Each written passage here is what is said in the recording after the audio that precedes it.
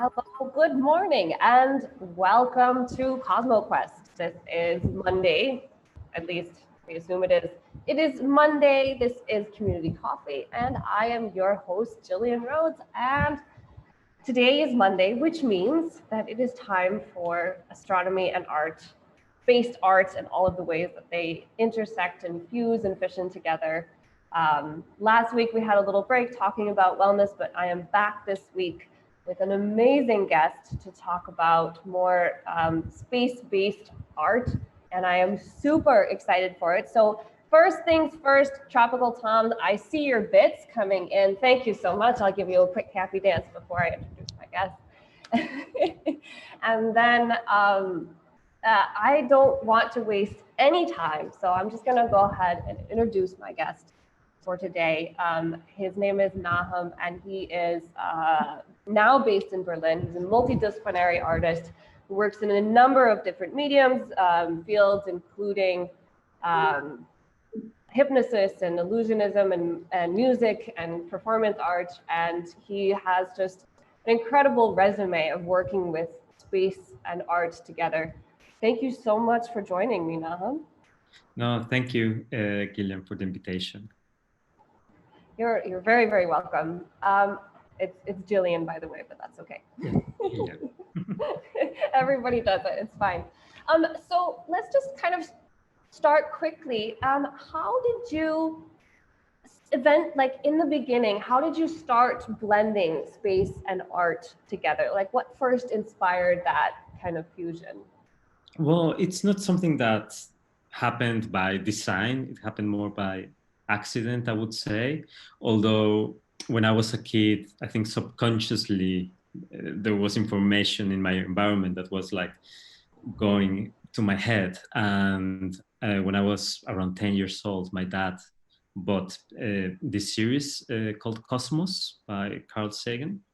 And that was such a great thing. And I remember that when I was a kid, I was blown away, not that much by the science, but by the words of Carl Sagan. I think the script of Cosmos was so beautiful and very poetic. And then it happened many years later. I was working in an underground theater in London, underground meaning literally under the city. And one day there were people from the Space Federation that wanted to see the space, and we met, and I was introduced by them by the Arts Catalyst, an arts and science organization in London. And they really liked the work that we were doing underground, and they invited me to participate in the activities of the Space Federation, because there's one. And I thought it kind of made sense to work underground and like very overground and have that vertical perspective. And then it was a long process of being part of the space community, learning a lot of space exploration stuff, and eventually to do my own projects. Yeah, and that's actually something I want to talk about. We're basically like, I started with the beginning, I'm skipping to the end, I'll move into the middle here, but I want to talk briefly about Contours of Presence. So this is an interactive artwork that you have currently installed on the International Space Station. So just tell us a little bit about that, how it came about, and a little bit about the artwork. Yeah, sure. Well, the Contour of Presence is an incredible project. We did it with a few organizations, mainly with the International Space University, the European Space Agency, and then NASA also supported, and SpaceX, they provided a vehicle, like the rocket, no, to take the artwork to space. And it was installed inside the International Space Station by the German astronaut Alexander Gerst. And it's a light. I think this is the first interactive artwork outside of the planet. And you can see that there, Alexander Gerst is holding that box, the black box. And inside there is a light, and there are cameras inside. So whenever you are on Earth and you go to one of the exhibitions that we have had and that we hopefully will have next year. There's a surface where you can put your hand and it gets your pulses, which is the sign that you're alive, and it sends the pulses into this thing in space, and inside there's a light. So there's a flashing light according to your heartbeat beyond the planet, and you can see it in real time because you will see because of the cameras in a huge screen that your heart is beating beyond the planet. So we did that. It was yeah, it was quite incredible. Also, like to witness the launch. It's something very, very special, and I think it's going to stay in space one more year. Great. Yeah, and that's actually what I wanted to say is obviously, I'm sure exhibitions have been delayed due to the ongoing situation. But I mean, do you have exhibitions coming up? Are these mostly in Germany or are they around the world? No, they are around the world. So we've done some in France, in the UK, in where else? In Brazil. And yes, we had plans to do it, but you know, it's a work that requires touch, and touch these days is not very welcome. So we're waiting on things get better with a vaccine and or successful treatment, so we can have this back, because it requires people's participation. Yeah, yeah, I can see that.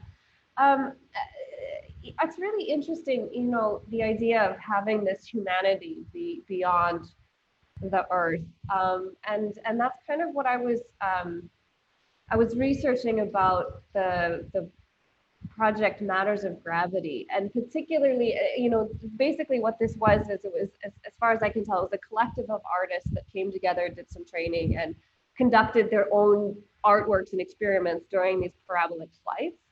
And what you were working on, the Holding Air project, was really about that, taking humanity out, you know, beyond Earth. So just maybe walk us through a little bit about that project, Matters of Gravity, and Holding Air as well. Sure. Yeah, well, Matters of Gravity, I mean, it started as a project where I wanted to, it's actually a trilogy of projects. We're working on the second one right now. The first one was, well, the trilogy is about experiencing from a human perspective the very fabric of the universe. I mean, we live in the universe. We are in the universe right now. Let's not forget that. Sometimes I feel that saying outer space is like saying, it's like putting another mental division that we don't need. You know, like we are in space. So I wanted to explore, you know, how we relate culturally and poetically to the three main ingredients of the place we live in, and that is gravity, space, and time. So we started with gravity, and the question was, how can you get a different perspective of gravity when it's a force that we have always experienced, you know, like it modeled our bodies, it's present in our religious thinking around the world, you know, everything that falls is something that we don't like, you know, like the fallen angel, and we aspire for ascension and flying and those things. So I wanted to lose gravity for a moment so we could reflect, and you can only do that in a space mission. So that's when the journey started. Like, all right, I need a space mission to make this happen. And of course, once you have access to that, I invited a group of artists. So we did 2 years of preparations together. So all the artworks that we devised, they make sense one with another. And the piece that I developed was it was something really beautiful, because it was also an accident. I wanted people to just touch themselves and to embrace each other, but it turned to be something even more profound than that. Because the moment that I was floating for the first time, you know, like experiencing zero gravity, which is something that you have never felt before. So all your systems go like crazy, and so every point of your body becomes weightless, and in that moment you don't feel your physical existence, and in that moment you and nothingness or the void are the same thing. It's a very uncomfortable feeling, but when then you stretch your arms and you reach out to someone else and you embrace them, then you feel the body of another one, but at the same time you feel yourself.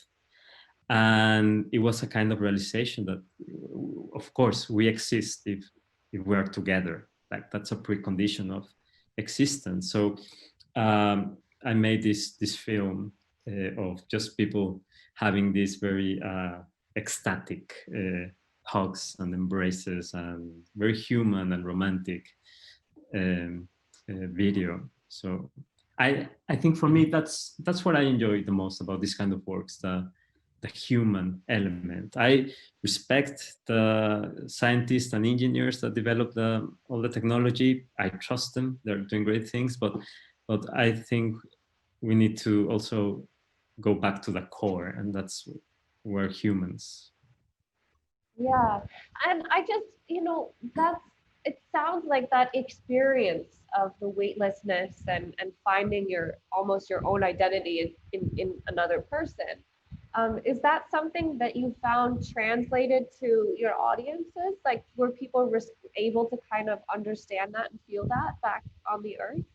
Like I think when we have shown this piece, I've seen many. It's very common to see people crying, and maybe I think there are layers of engaging with an artwork. I mean, one is I always think that, I mean, the artworks that I consider interesting, the first encounter with them is a very physical one. No? You have like a physical response and emotional response. Either you feel disgusted or you feel you feel blown away, and you don't know why.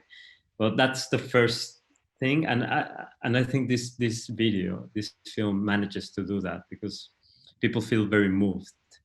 And then if you want to go deeper, and you read what's going on and what they were experiencing, these people that you see floating and touching in different ways, then I think that the message is completed for the audiences.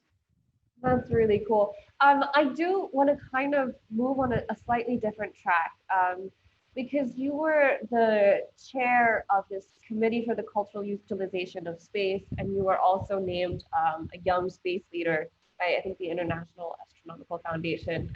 And so you've had the opportunity to work with these, top organizations who are dealing with how we use space.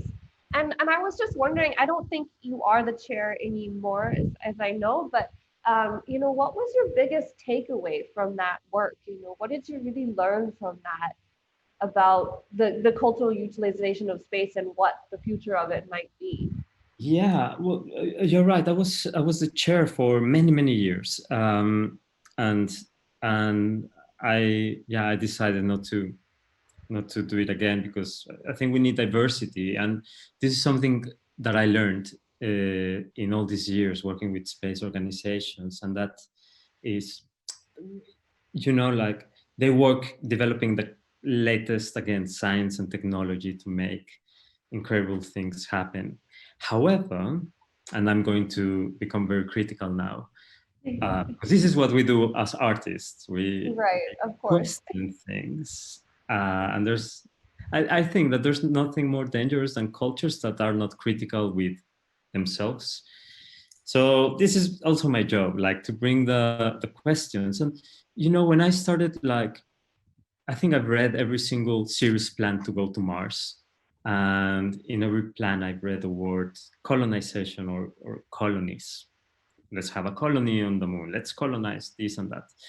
And wow, that for me, it's hard to read that because I come from a colonized country. I was born in a land called Mexico City. And we're still going to therapy after the colonial trauma.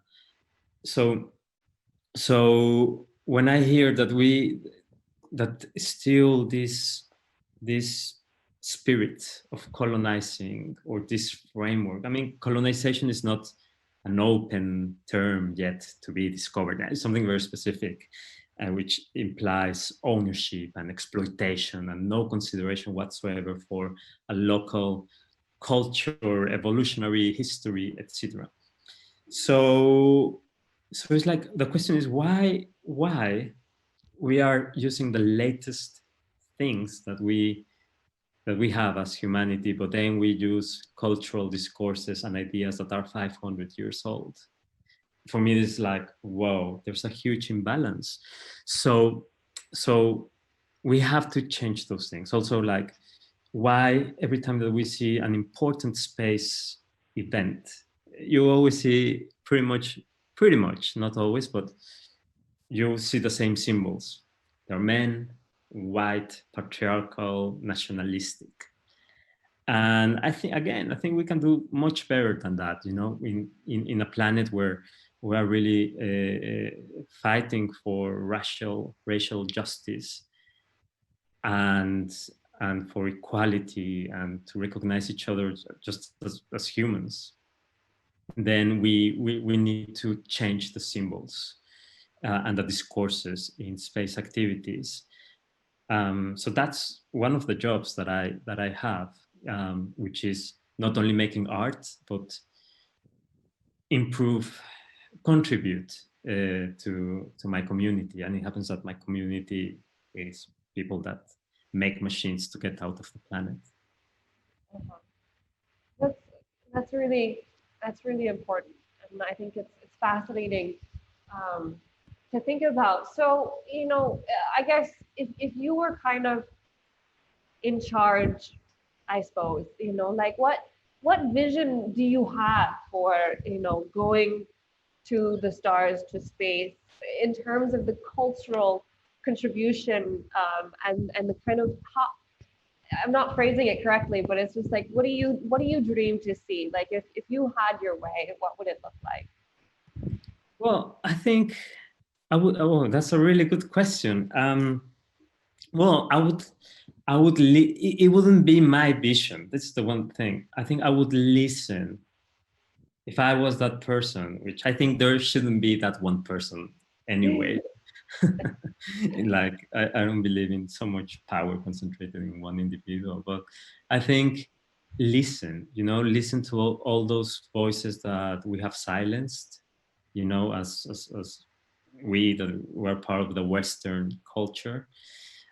Listen more to all all the diversity and richness that there is in terms of how we engage with a natural world, with a non-human world, with the universe, and I'm talking about indigenous wisdom, aboriginals, First Nations. I think we have a lot to learn, and let's see how they've been able in many cases to be reciprocal and balanced with the universe. And second thing, something that it would be really nice to see, and I think that it's missing, is to have bold visions about the future. I think right now we have a crisis of imagination where it's easier to think, for example, of the end of our world as we know it than changing our economic model, capitalism. Um, and secondly, for me, it's hard to accept that the boldest vision that we have on these days comes from a man that wants to go to Mars. I think we can do much better than that. Yes, it's important to do that, but if we see the history of what triggered space exploration, we can see that there were really bold ideas. On the Russian side, there was a almost religion, cosmism, that wanted to pursue reincarnation and stop dying and all that. So I think we need to dream, because eventually those dreams become very interesting realities. So I will do those two things. Okay. And then just personally, for you as an artist, what would you like to create? What would be your dream project, with no, putting aside money and bureaucracy and all that stuff? Like, what would you want to create in space if you had the opportunity? Oh, I mean, yeah. I mean, it's true. Like some of my projects are huge. Like organizing a zero gravity space mission with cosmonauts in Russia, or launching a rocket to place an artwork in outer space. Um, I yes, those projects can be seen as huge, but at the end of the day, I don't want all my work to be that. Like I also dream like one day being able to publish a decent book of poetry, like poems, and or to play a piano concert, and or to paint, like also the simplicity is really beautiful. And sometimes I see my work as a body of work. Really, I'm not a craftsman, meaning that I don't go very deep in the tools. I like to go deep into the emotions and the ideas. So yes, I can work in different media, but not like an artisan. Okay. Interesting. And so what's next for you? What's coming up? What are your projects kind of that you're immediate, short term and long term? You mentioned there was a trilogy, and so is that on the way as well? Yes, many things are happening. Yeah, starting to work on a series, TV series, documentaries about indigenous space. I think that's an important thing to do. I'm working on the trilogy, so the next one is about our perception of time and our experience of time, and how that can be distorted. So I'm looking into more extreme environments, like jumping from the stratosphere and some adrenaline actions. But also with Cosmica. I mean, I have this institute called Cosmica Institute with K, the first letter. And we are working, I mean, we're developing programs to teach humanities in the International Space University. So we talk about space feminism, decolonization. We work also with many world leaders to give them the space perspective, and just contribute to be able to imagine new systems and new ways of managing ourselves and relate to the world. So yeah, and I'm painting and I'm writing and playing the piano. So I need to have all this diversity. Right. Awesome. And so where can people go to follow you or follow you work if they're interested Yeah, in follow me. your I mean, the best, if you want to like know the latest thing, just social media. I'm always using all social media, so you can find me with the handler at Nahum, Nahum artist, and you can find me anywhere there. And secondly, Cosmica Institute. If you want to know the activities of the institute and a lot of space and art culture. Okay, awesome. So before I let you go, because I know we're starting to run out of time, but there's a couple of questions that have come into the chat. There's two questions that are kind of similar, so I'm gonna put them together. Right. But it's something that it's a point that I think people do make and they think about, which is that we're facing kind of a human crisis when humanity is threatened across the planet, and the idea of focusing on art, when we need to artwork in space and going to Mars seems intuitively wrong. And the question is like, what is our priority, to abandon the planet and colonize, or stay at home and fix our mess first? Like, kind of, where are you? No, Where do you I, fall I, on all that? I completely feel those concerns. Like I think, if personally, I think we shouldn't think that Mars is a plan B because we're going to fail to Earth. And also it's important to distinguish, one thing is exploring, like understanding the place we live in, getting knowledge, and another thing is human expansion. I agree that that space exploration brings incredible knowledge, and not also for making sense, but also that we can apply in our planet.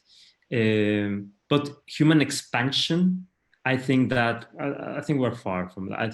I think that will need a major discussion about why we want humans to exist in other parts, when we haven't learned how to take care of our own planet. And the other answer, which is related to the first part of the question, is that I'm going to say something positive about space exploration activities, and that is that most of space activities are actually Earth activities, meaning that most of them are about going out and testing technologies, or putting technologies that work for understanding the climate, understanding the oceans, understanding the effects of human interference on the planet, make better informed decisions about how to manage natural resources. And if we talk about astronauts in the space station, that's a lab. So every day they are doing experiments in biology, in materials, cancer research, that it's incredibly useful for the big problems that we have in our planet. So, and when you compare the spending in space activities compared to other things that governments spend, is really super tiny. Like governments spend more buying weapons and killing machines than in space research, which actually helps a lot to the big problems that we have. And about the art part of your question, I think that as humanity, there are three fields that go extremely deep into existence, into understanding what we are, where we are, and that is, one is science, the other one is art, and perhaps philosophy. Like sometimes people think that artists live in their own bubble and fantasies, but it's actually the opposite. If there's a group of people that go in depth about what's the meaning of, I don't know, like these hands touching, there are people that have devoted their lives to understanding what is this touch, and those are artists. So we really go deep into the fabric of reality rather than distancing ourselves. And also, it's, I think culture and art is what makes us very human.